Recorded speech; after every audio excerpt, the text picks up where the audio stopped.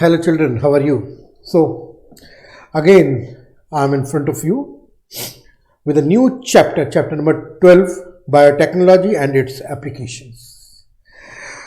बच्चों last chapter number 11 में मैंने कुछ क्वेश्चंस आपके साथ डिस्कस किए थे और उनसे पहले उस चैप्टर की कुछ आउटलाइंस मैंने वहां पर डिस्कस की थी. That was purely a theoretical part as well as some experimentations. लेकिन ये चैप्टर जो चैप्टर नंबर 12 है ये बायोटेक्नोलॉजी की प्रिंसिपल्स नहीं बताएगा. यहां पर आपको बायोटेक्नोलॉजी से होने वाले बेनिफिट्स जो ह्यूमन बींग्स को हैं, जो प्लांट्स को हैं, जो अदर एनिमल्स को हैं, हमें उनके बारे में डिस्कस करना है. चैप्टर बहुत वी कैन से कि चैप्टर के अंदर अंडरस्टैंडिंग नहीं है. चैप्टर के अंदर किस तरीके से बायोटेक्नोलॉजी को यूज किया गया है ह्यूमन वेलफेयर में ये बताया गया है. चलिए मैं आपके सामने प्रेजेंट करता हूं इस चैप्टर की कुछ आउटलाइंस और फिर उसके बाद उससे लगे हुए कुछ क्वेश्चंस. आई होप आपको अच्छा लगेगा. चैप्टर एक एक करके तैयार करिए, बहुत सारे चैप्टर्स नहीं है तो उन चैप्टर्स अगर लगातार आपके तैयार होते रहे, कुछ मेरी हेल्प से भी अगर जो भी आपको हेल्प मिलती रहे मुझे बहुत अच्छा लगेगा. चलिए स्टार्ट करते हैं इसके.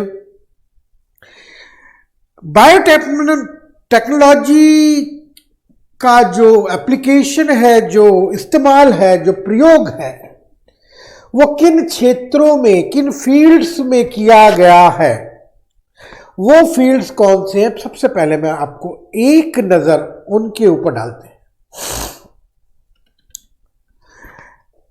थेरेप्यूटिक्स, डायग्नोस्टिक्स सब मेडिकल फील्ड्स हैं.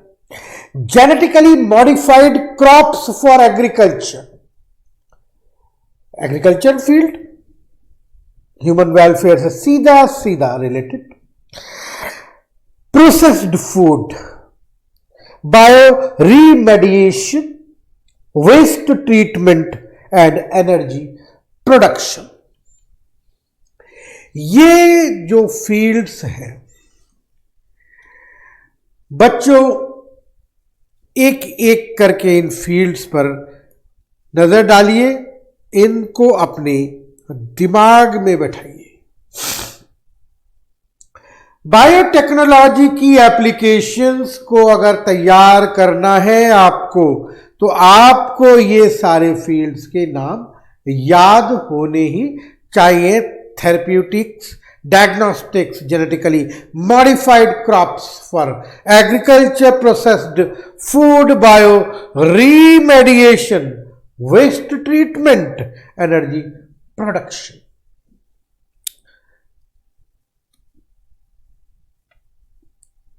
एग्रीकल्चर में क्या अनुप्रयोग किए गए हैं बायोटेक्नोलॉजी की हेल्प से.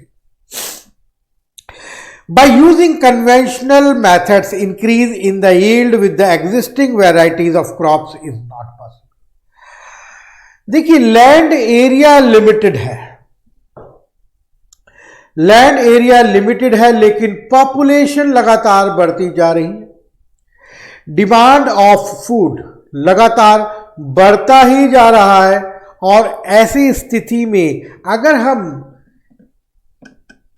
प्रोडक्शन में इंक्रीज चाहते हैं तो प्रोडक्शन में इंक्रीज पुराने मेथड जो कन्वेंशनल या ट्रेडिशनल मेथड्स हैं उनके द्वारा तो बिल्कुल भी पॉसिबल नहीं है. It's not possible at all. पुराने मेथड्स को यूज करके हम प्रोडक्शन में इंक्रीज नहीं ला सकते and we can not fulfil the demand of food for the present population as it is increasing day by day. Whatever the demand we are having today, next year it will be more than that. So we have to use the new processes, we have to adopt new biotechnological processes to increase the yield. Agrochemicals cause soil pollution and water pollution. They are too expensive for farmers, hence pest resistant crops are made. फसलों में कीड़े लग जाते थे, अब इन फसलों के कीड़ों को रोकने के लिए पेस्टिसाइड्स का इस्तेमाल अगर फार्मर करता है तो इतने कॉस्टली, इतने एक्सपेंसिव पेस्टिसाइड्स कहां से लाएगा? सेकेंडली, कितना जबरदस्त पॉल्यूशन ये पेस्टिसाइड्स पैदा कर रहे हैं, ये भी तो आपको देखना पड़ेगा। ये सॉइल पॉल्यूशन कर रहे हैं, ये वाटर को पॉल्यूट कर रहे हैं, फूड चेन के जरिए ये सारा का सारा केमिकल हमारी खुद की बॉडी में पहुंच रहा है। तो हम कहां से इसको बेयर कर सकते हैं? तो बायोटेक्नोलॉजिकल प्रोसेसेस की हेल्प से ऐसी क्रॉप्स का फॉर्मेशन किया गया, निर्माण किया गया जो पेस्ट रेजिस्टेंट थी, यानी कि उनके ऊपर उन पेस्ट्स का कोई प्रभाव नहीं होता। इसके कुछ एग्जाम्पल्स हैं, BT cotton plant, nematode resistant tobacco etcetera. ये सारे ही एग्जाम्पल्स हैं। बीटी कॉटन ब्यूटीफुल एग्जाम्पल है पेस्ट रेजिस्टेंट प्लांट का, जो अक्सर एग्जाम में पूछा जाता है। आप लोग इनको लर्न करके रखेंगे। मेरे ख्याल से आप लोगों को क्लियर हो गई होगी ये बात पूरी तरीके से। बीटी कॉटन का ये एग्जाम्पल आप लोग बहुत ध्यान से याद रखेंगे, एग्जाम के पॉइंट ऑफ व्यू से बहुत ज्यादा इंपॉर्टेंट है। चलिए आगे बात करते हैं हम लोग application of biotechnology in medicine. Medicinal field में DNA technology has been used. बहुत ज़्यादा डीएनए, रिकॉम्बिनेंट डीएनए टेक्नोलॉजी, इसके बारे में आप लोगों ने बहुत ज़्यादा पढ़ा है। बहुत सारी वैक्सीन्स का फॉर्मेशन इन्हीं के ज़रिए हुए है। बहुत सारी और भी मेडिसिन्स हैं जिनको बनाया गया है डीएनए टेक्नोलॉजी से। The DNA technology has been used in the production of safe and more effective therapeutic drugs. At present, about 30 recombinant therapeutics have been approved for human use. और एक और पॉइंट है, production of therapeutics like human insulin, gene therapy, molecular diagnostics and stem cell therapy. These are some applications of biotechnology in the field of medicine. तो medicines में भी biotechnology का इस्तेमाल जैसे एग्रीकल्चर के फील्ड में किया जा रहा है, तो उसी प्रकार से बायोटेक्नोलॉजी का इस्तेमाल मेडिसिन्स में भी किया जा रहा है। बहुत डिटेल में नहीं जाया जा सकता समय की लिमिटेशंस की वजह से, लेकिन मोटी मोटी बातें मैं आपको बता करके चल रहा हूं आगे की तरफ। डेवलपमेंट ऑफ ट्रांसजेनिक एनिमल्स, अच्छी ब्रीड्स जो अच्छा प्रोडक्शन दे, अच्छे प्रोडक्ट्स दें, लाइक मिल्क यील्डिंग एनिमल्स, ऐसे कैटल्स का फॉर्मेशन जो ज़्यादा से ज़्यादा मिल्क प्रोडक्शन करें। तो ये सब पॉसिबल हो पाया है आज बायोटेक्नोलॉजी की वजह से। बायोटेक्नोलॉजी का एप्लीकेशन इतना इम्पॉर्टेंट है यहाँ पर कि शायद ये सब पॉसिबल नहीं हो पाता अगर बायोटेक्नोलॉजी नहीं होती। एथिकल इश्यूज, कुछ चीज़ें सामने आती हैं हमारे। Genetically modification of organisms can have undesirable effects when such organisms are introduced into the ecosystem. देखिए, हर चीज़ के अगर कुछ फ़ायदे हैं तो कुछ नुकसान भी हैं। हमारी इकोसिस्टम को बहुत ज़्यादा प्रभावित करते हैं ऐसे जेनेटिकली मॉडिफाइड ऑर्गेनिजम्स जो बायोटेक्नोलॉजी की हेल्प से तैयार किए गए हैं। Hence the Indian government has set up organisations which are authorised to make decisions regarding the validity of genetic modifications and safety of genetically modified organisms। यानी कि government इस बारे में एक अलग ऑर्गेनाइजेशंस का फॉर्मेशन कर चुकी है। ये ऑर्गेनाइजेशन इस बात का डिसाइड करती है कि वेदर ये ऑर्गेनिजम्स यूजफुल हैं या नहीं, कहाँ ये नुकसान पहुंचा रहे हैं, इनको हमें वैलिडिटी प्रोवाइड करनी है या नहीं करनी। वेरी गुड, चलिए आगे की तरफ चलते हैं। बायो पायरेसी, ये एक अलग टर्म है but this is very important. Piracy आप भी जानते हैं, पायरेसी का मतलब होता है नकल करना।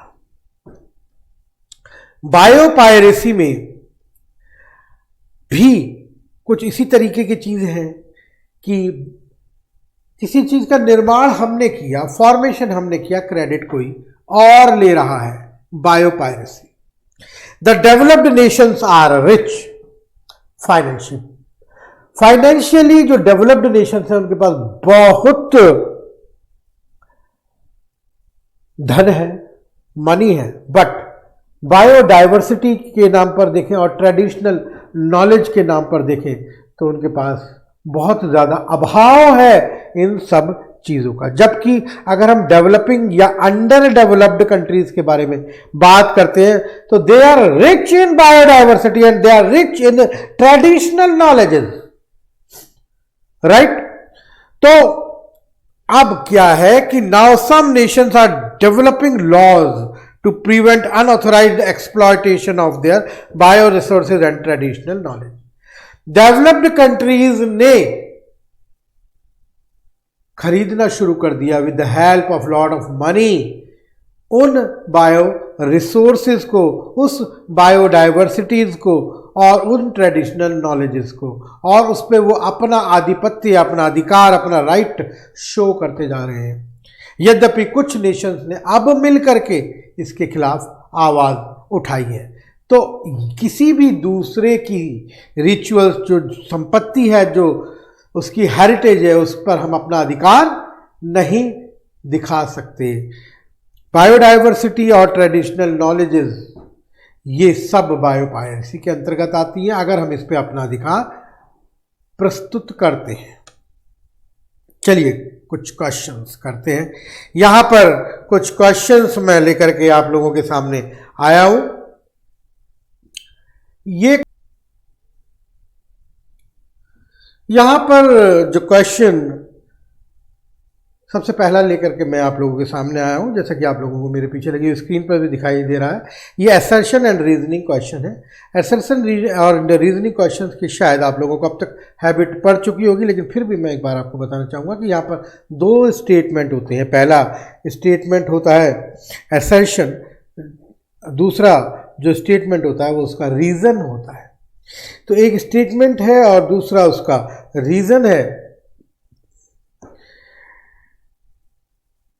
अगर असर्शन और रीजन दोनों ही सही है और उनका जो करेक्ट एक्सप्लेनेशन है वो बी यानी कि रीजन शो कर रहा है, तो उस कंडीशन में ए ऑप्शन सही रहेगा। देखिए यहाँ पर जैसे इस क्वेश्चन की अगर हम बात करते हैं, थोड़ा सा यहाँ पर यह क्वेश्चन स्लाइड हमारी गड़बड़ा गई है, मैं बात करूँगा इसके बारे में अभी आप लोगों से। इस स्लाइड को हम पहले एक बार रिपीट करेंगे, रिवर्स करेंगे और उसके बाद मैं फिर आप लोगों से आगे बात करना चाहूँगा।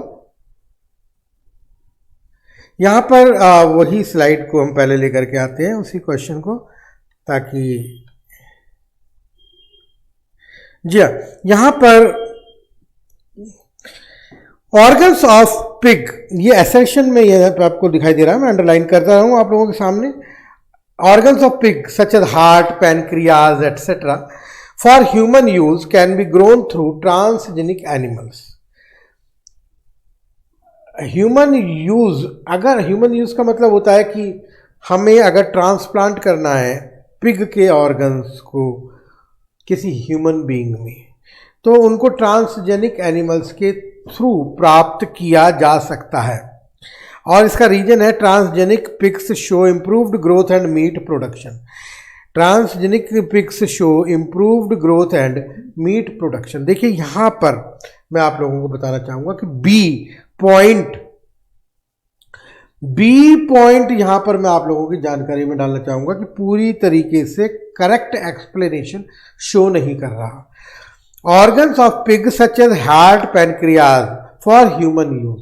ह्यूमन बीइंग अगर यूज करता है हार्ट को या पैनक्रियाज को, तो वो ट्रांसजेनिक एनिमल्स के थ्रू बिल्कुल भी लिया नहीं जा सकता, क्योंकि ट्रांसजेनिक एनिमल्स में इटसेल्फ जेनेटिकल चेंजेस हो चुके हैं।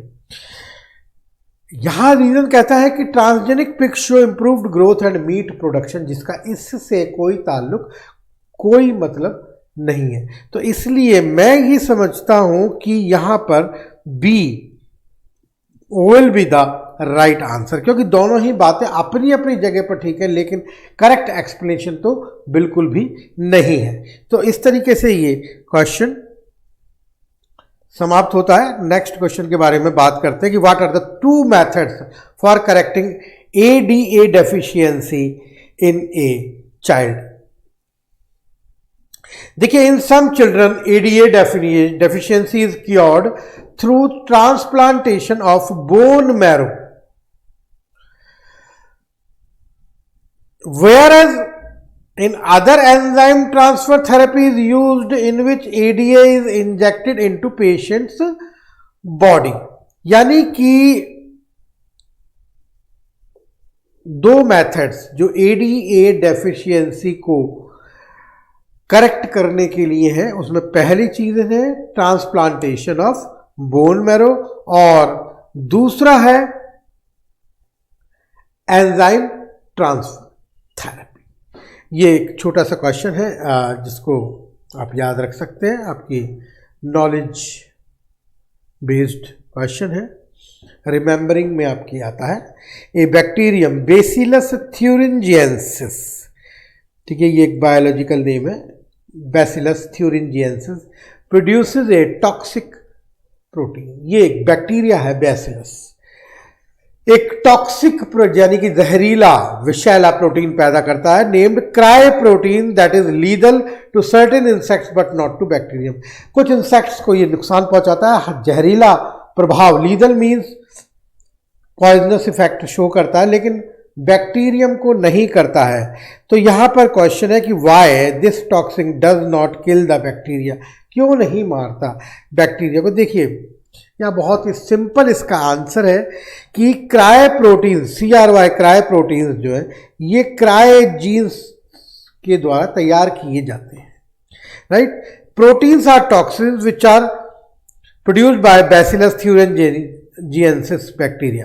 This bacterium contains these proteins in their inactive form. Bacteria के अंदर ये जो प्रोटीन्स पाए जाते हैं ये इनएक्टिव फॉर्म में पाए जाते हैं। इनएक्टिव फॉर्म में कभी भी बैक्टीरिया को, किसी भी ऑर्गेनिज्म को वो प्रोटीन नुकसान नहीं देता है। ये बात आप लोग ध्यान रखेंगे।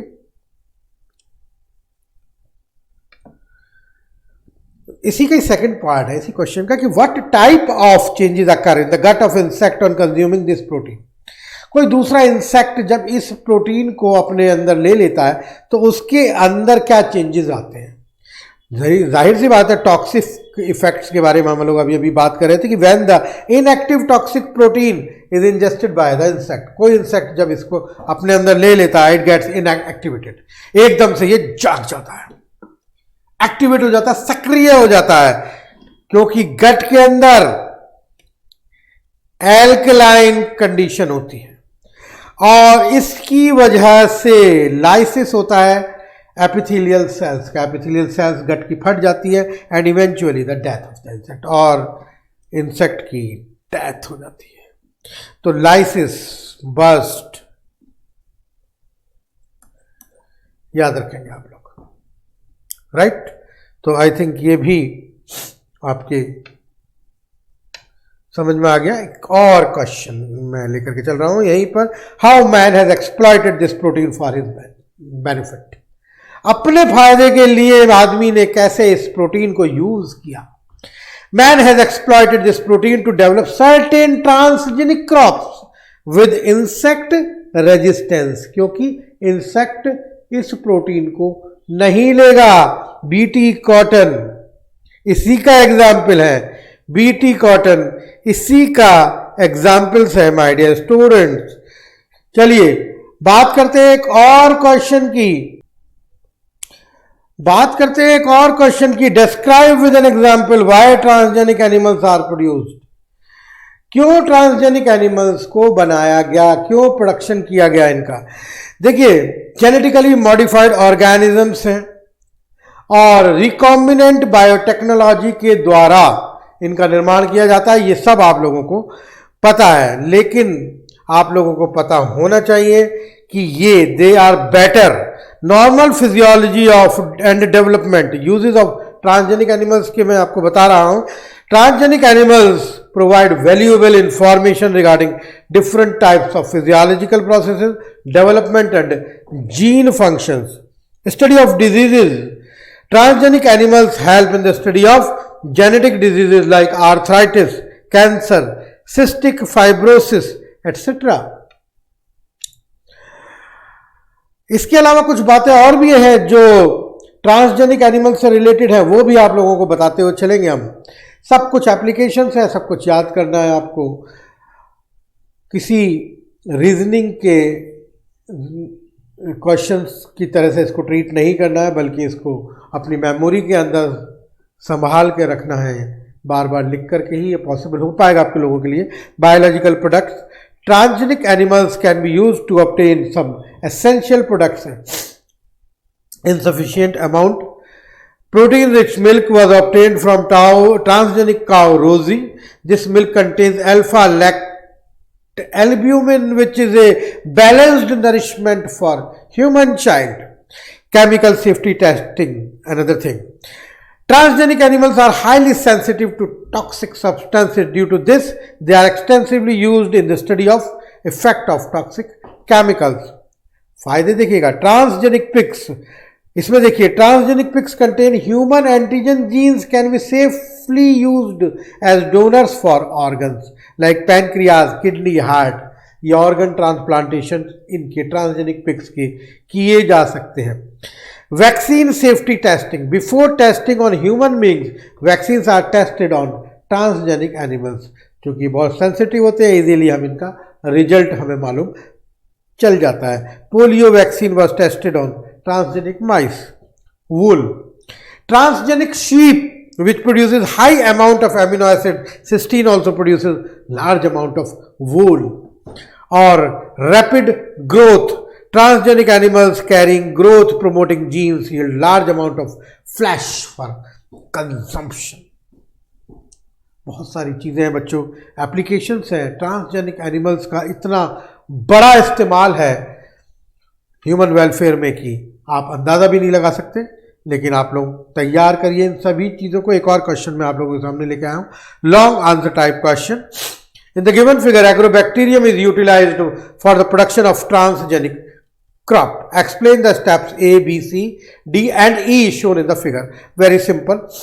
डायग्राम को बहुत ध्यान से देखिएगा। सब टेक्नोलॉजी आप लोग पहले पढ़ के आए हैं पिछले चैप्टर में, केवल उसको यूज करना है। जैसे कि स्टेप ए में plasmid is removed and cut open with restriction endonuclease, देख सकते हैं। बी स्टेप में gene of interest is isolated from another organism and amplified using PCR. तो A and B step clear. अब स्टेप सी पर आइए, देखिए जीन ऑफ इंटरेस्ट मैं आप लोगों को बताना चाहूंगा। यहां पर जीन ऑफ इंटरेस्ट ये है और प्लाज्मिड ये है। अब आप आइए यहां पर step C, new gene is inserted into plasmid, ये आपको दिखाई दे रहा है इस स्टेप के अंदर। ये प्लाज्मिड में न्यू जीन एंटर कर दिया गया है। Plasmid step D, plasmid is put back into the agrobacterium and then ये दिखाई दे रहा है बैक इनटू एग्रो, ये एग्रोबैक्टीरियम है, इसमें प्लाज्मिड को ये पुट किया गया है and then agrobacterium based transformation यहाँ पर होता है। तो ट्रांसजेनिक क्रॉप्स तैयार हो जाती है। ये 5 स्टेप्स से आपको लर्न करने पड़ेंगे, ये पांचों steps. Plasmid is removed and cut open with restriction endonuclease, step number 1। Step number 2, gene of interest is isolated from another organism and amplified using PCR. Step C, new gene is inserted into plasmid. Step D, plasmid is put back into agrobacterium. Step E, agrobacterium based transformation. तो इस तरीके से करके हम question का answer reply कर सकते हैं। होप आप लोगों को समझ आया होगा। डायग्राम बेस्ड क्वेश्चन का आंसर लिखना बहुत आसान होता है, सबसे आसान यही है, तो ध्यान रखें इस बात का। मिलते रहेंगे आपसे फिर नए चैप्टर्स के साथ, नए क्वेश्चंस के साथ, और अपनी प्रॉब्लम्स आप हमें ज़रूर लिखें या फ़ोन पर बताएं, हमें खुशी होगी उनका आंसर देने में। Thank you very much.